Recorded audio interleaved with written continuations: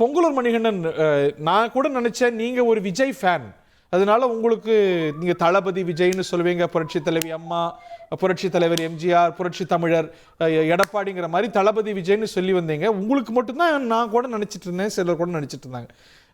அதிமுகவுக்கு ஒரு soft corner இருக்கு போல இல்ல?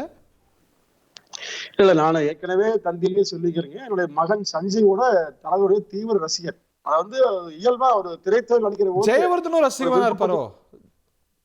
இல்ல, இருக்கலாம். அதாவதுங்க, சினிமா துறையை விரும்பாத யாருமே இல்ல. எம்ஜிஆர் அவர்களும் அம்மா அவர்களுமே சினிமா இருந்து வந்தவர் தான், அரசியலும் முக்கியமா இருந்தவர் தான். இப்படி புரட்சி தலைவர் எம்ஜிஆர் அவர்களை முன்மாதிரியாக சொல்லுகிற போது எம்ஜிஆரின் நோக்கம் என்னவாக இருந்து அதிமுகவை தொடங்கினார் என்பது எல்லாத்துக்கும் தெரியுங்க. திமுகவை அவர் விரும்பாமல் திமுகவை தீய சக்தின்னு சொல்லித்தான் துவங்கினார். அப்போ எம்ஜிஆர் அவர்களை முன்மாதிரியை கொண்டு ஒரு இயக்கத்தை துவங்கி அவரை பற்றி சிராகித்து பேசுகிற போது அவர் நோக்கம் என்னங்க, திமுக விஜயகாந்த் கட்சி ஆரம்பிச்ச போது இப்படி பாக்கலையே நீங்க? இல்ல, அதாவதுங்க, எல்லோருமே தமிழ்நாட்டை மட்டுமல்ல இந்தியாவை பொறுத்தவரை ஆந்திராவில் உட்பட எல்லா மாநிலம் பார்த்தா எம்ஜிஆருடைய முன்மாதிரியை கொண்டுதான் எல்லாருமே அரசியல் ரீதியா பேசுறாங்க. அப்ப அந்த அளவுக்கு மக்கள் மீது ஒரு மிகப்பெரிய ஒரு ஒரு தாக்கம் அவருக்கு இருந்தது என்பதை நம்ம யதார்த்தமா உணர்ந்து கொள்ள வேண்டும். அதுதான் அதிமுக பெருமை. அப்போ விஜயகாந்த் அவர்கள் கூட ஒரு நிலைப்பாட்டுல அதிமுக வந்தார் சார், திமுக பார்க்கலாம், இறுதி வரை அந்த கட்சி அதிமுக வருவதோடைய திமுகவோட சாயவே இல்லை. விஜயகாந்த் வழியில விஜயம் வருவார்னு நினைக்கிறீங்களா? அவர் 2வது 3வது தேர்தல் முதல்ல வந்துருவாரோ? இல்ல சார், வருவார் வரமாட்டாங்கிறத நம்ம சொல்றதை விட எம்ஜிஆரின் நோக்கம் என்னவாக இருக்கிறதோ அதை விஜயம் பேசுகிறார் என்பது அதிமுக வர முடியாதவர் இல்லைன்னு நினைக்கிறீங்க? நான் உங்களை தனிப்பட்ட அளவுல கேட்கிறேன். இருக்கலாம். அதாவதுங்க, திரு விஜய் அவர்களுக்கு திமுக வீட்டுக்கு எந்த தியாகமும் செய்ய தயாரா இருக்கலாமுங்க. இன்னைக்கு 2 பேசினாலும் கூட அதுதான் இருக்குங்க. ஏன்னா தனித்தனியாக என்றால் மீண்டும் திமுகவுக்கு வாய்ப்பு வந்துவிடுங்கிற அச்சம் தமிழ்நாட்டு மக்களுக்கும் மற்றவர்களுக்கும் உண்டு. அந்த அச்சத்தின் வெளிப்பாடாக திரு விஜய் அவர்கள் அதிமுகவை நாம் இணைந்து பயணித்து முதலில் திமுகவை வீழ்த்து நோக்கமாக கொள்ளும் என்று எண்ணலாமுங்க. அது தவறு கிடையாது, சரியான. இதை பத்தி டாக்டர் சுமந்தோடைய கருத்தை கேட்கணும்னு நினைக்கிறேன். ஒரு சாஃப்ட் கார்னர் பரஸ்பரம் வெளிப்படுதோ? Are we reading too much? இல்ல ஹரி, டெஃபினட்டா சாஃப்ட் கார்னர் இருக்கத்தான் செய்யும். இப்போ என்ன ஆயிட்டு இருக்குன்னா, 2026 திமுகவுக்கு எதிராக ஒரு களம் அமைக்கப்படுகிறது. அதுல எல்லோருக்கும் புரிகிற ஒன்று சேர்ந்தால்தான் திமுக கூட்டணியை வீழ்த்த முடியும். இன்னைக்கு இருக்கிற நிலைமையில that is the reality. So இது நாங்கள் தனித்து போட்டியிடுவோம், எங்களுக்கு யாருமே தேவையில்லை, எங்களால எல்லா சீட்டும் ஜெயிக்க முடியும், இதெல்லாம் டயலாக். அது எல்லா கட்சியும் பேசலாம். அந்த டயலாக் கூட பேச மாட்டேங்கிறாங்களே அப்படின்னு பார்க்க முடியுது. ரியாலிட்டி தானே. அதிமுகவை பொறுத்த வரைக்கும் 2019, 2021, 2024 என்ன அவர்களுடைய பர்டிகுலரா 2024 ஒற்றுமை இல்லை என்றால் என்ன நடக்குங்கிறது திட்டவட்டமாக தெளிவாக அவர்களுக்கு புரிந்துவிட்டது. இப்போ அவர்களுக்கு ரொம்ப சிம்பிள் ஆப்ஷன், திரு விஜயுடன் கூட்டணியா பாஜகவுடன் கூட்டணியா? That is the dilemma. அது அவர்கள் ஒரு அந்த பிரச்சனையை தான் அவங்க பார்வையில அவங்க பிரிஃபர்ட் சாய்ஸா யார் இருக்கும்? அவங்களுடைய இனிஷியல் ஃபர்ஸ்ட் சாய்ஸ் விஜயா தான் இருக்கும். ஏன்னா 2 காரணம் அதுக்கு. ஒண்ணு, அவர் அதிமுகவுக்கு இன்று ஆர்கனைசேஷன் இருக்கு, பேஸ் இருக்கு, வாக்காளர்கள் இருக்கிறார்கள். அவர்களிடம் இல்லாதது ஒரு கரிஸ்மேட்டிக் தலைமை, அதாவது இளைஞர்களை ஈர்க்கக்கூடிய ஒரு ஃபேஸ் அங்க இல்லை. அதனால விஜய் ஓட அட்வான்டேஜஸ் ஆர் மல்டிபிள். ஒன்று, யங் ஓட்டர்ஸ் பெருமளவில் அதிமுகனாலே ஒரு 40 வயசுக்கு மேல இருக்கிறவங்க நிறைய பேர் அந்த கட்சிக்கு வாக்களிக்கிறாங்க. ஜெயலலிதா அபிமானிகள்ங்கிற அடிப்படையில். So Vijay he helps attract தி புது 18 இருந்து 30 வயசு வரைக்கும் இருக்கக்கூடிய வாக்காளர்களிடையே அவருடைய ஈர்ப்பு. 2வது, விஜய் அவர்கள் கூட்டணியில இருப்பதனால நிச்சயமாக இது ஒரு சிறுபான்மையினருக்கு எதிரான ஒரு கூட்டணியாக அது பார்க்கப்படாது. பாஜகவோட கூட்டணி சிறுபான்மையினர் உடனே திமுக விட்டுட்டு இந்த கூட்டணிக்கு ஓட்டு போடுவாங்கன்னு இல்ல, நிச்சயமா அது நடக்க போறது இல்ல.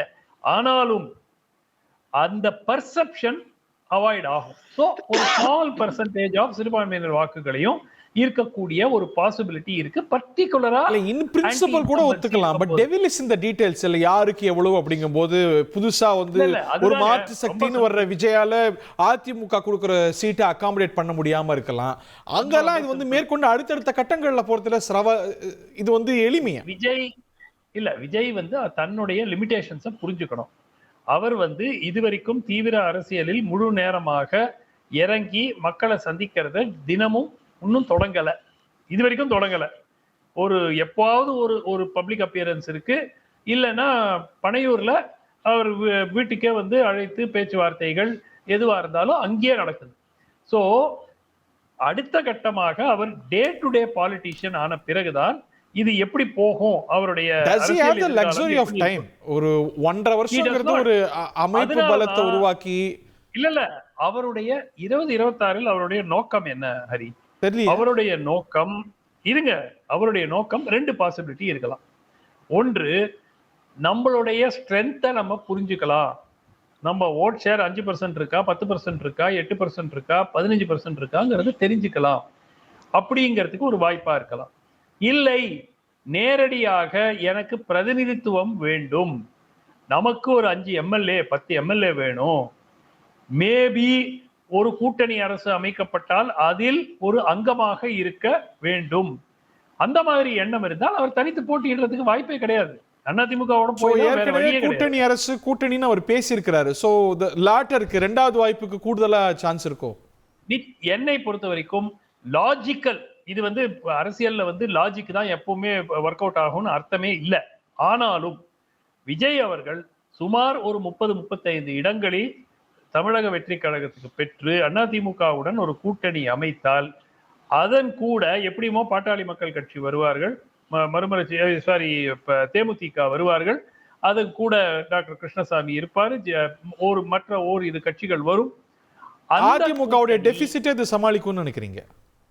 அதிமுகவுடைய டெபிசிட்டை பெரும் அளவுல சமாளிக்கும். மிக முக்கியமாக இந்த அந்த போட்டியில் திமுகவை வீழ்த்த முடியும் என்று எடுத்துக்கொண்டால் இந்த கூட்டணியில் தான் முடியும் அப்படிங்கிற பர்செப்ஷன் தலையாட்டுறாரு பொங்கலூர் மணிகண்டன். ஏன் தலையாட்டுறீங்க? ஒரு நிமிஷம். பிஜேபிக்கு வர வேண்டிய வாக்குகள் பெருமளவுல அதிமுக கூட்டணிக்கு மாறும். அந்த மாதிரி ஒரு அதுக்கெல்லாம் வாய்ப்பே இல்லைங்கிற மாதிரி தலையாட்டுறாரு மணிகண்டன். இல்ல சார், இல்ல விஜயோட கூட்டணி கிடையாதா? திட்டவட்டமா மறுக்கிறாரு பாருங்க, மைண்ட் வாய்ஸ் கேக்குது. சார் நான் அப்படி ஹரி சார் நான் அப்படி சொல்லவே இல்லைங்களே. சரி சரி. ஆனா சுமந்தன் நான் அப்படி சொல்லவே இல்லைங்க, ஹரி சாரே சொல்றாரு. பாத்து எவ்வளவு பதறாரு பாருங்க, அதை சொல்லதான் நான் கொண்டு வந்தேன். சொல்ல வந்தீங்களா? மைண்ட் வாய்ஸ் வெளில வருது பாருங்க.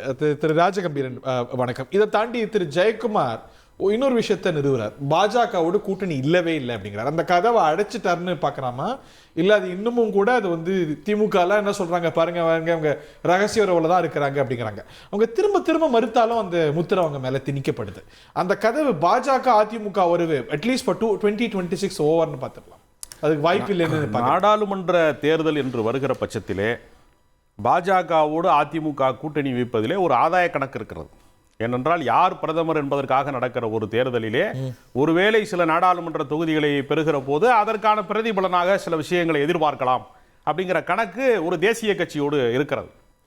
ஒரு மாநிலத்திற்கான ஒரு தேர்தல், சட்டமன்ற தேர்தல் என்று வருகிற போது தேசிய கட்சி என்பது தமிழ்நாட்டை பொறுத்தவரையில் ஒரு பெரிய வலிமை படைத்ததாக எந்த கட்சியுமே இல்லை. நான் சொல்றது பாஜக மட்டும் கிடையாது, காங்கிரஸாக இருக்கலாம் அல்லது கம்யூனிஸ்டாக இருக்கலாம். தேசிய கட்சிகள் எதற்குமே தமிழ்நாட்டில் ஒரு முதன்மை சக்தியாக யாருமே இல்லை.